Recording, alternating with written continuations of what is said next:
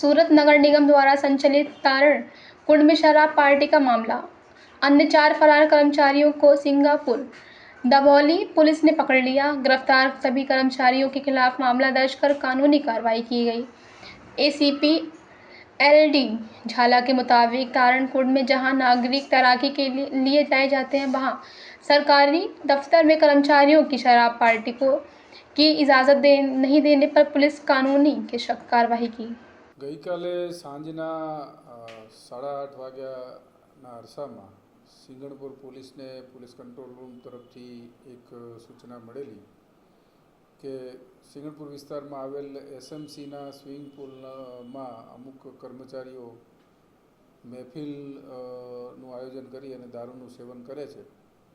જે મળેલ બાતમી ખરેખર તો આ બાબતે કોઈ મીડિયાના કર્મચારી તરીકે ઓળખ આપનાર વ્યક્તિએ પોતે આ જગ્યાએ આ લોકોને કર્મચારીઓને મહેફિલ માણતા વિડીયો રેકોર્ડિંગ કરેલું અને વિડીયો જે છે એ સોશિયલ મીડિયામાં વાયરલ કરેલો અને વાયરલ વિડીયોમાં પણ એ બોલતા સંભળાય છે અને સ્થાનિક કોર્પોરેટર નરેન્દ્રભાઈને બોલાવે છે। નરેન્દ્રભાઈએ જ આ કંટ્રોલ રૂમમાં ફોન કરેલાની હકીકત તપાસ દરમિયાન જાણવા મળેલ છે।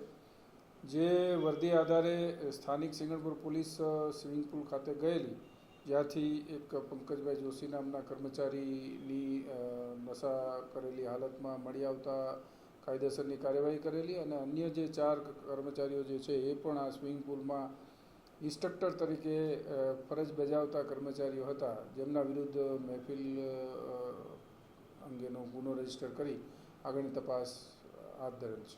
સાહેબ, અંદર કઈ મુદ્દામાલ પોલીસને હાથ લાગ્યો કાંઈ?